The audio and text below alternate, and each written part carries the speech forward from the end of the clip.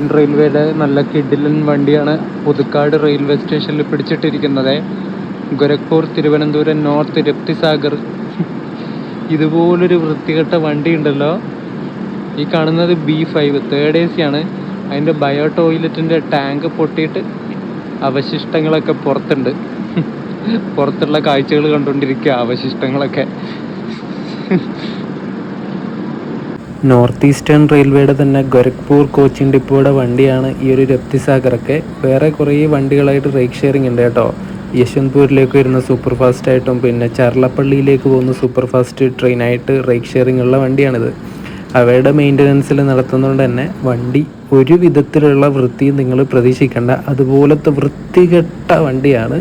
നമ്മുടെ വിവേക് എക്സ്പ്രസിൻ്റെ സഹോദരൻ എന്ന് വേണമെങ്കിൽ പറയാം ഈ ഒരു രപ്തിസാഗറിനെ. അതുപോലത്തെ വൃത്തികെട്ട വണ്ടിയാണ്. ഏറ്റവും മിനിമം 3rd AC എങ്കിലും എടുക്കാതെ ഈ ഒരു വണ്ടിക്കൊക്കെ പോകുന്ന കാര്യം നിങ്ങൾ ആലോചിക്കുകയേ വേണ്ട. അതുപോലത്തെ ഒരു ട്രെയിനാണ്.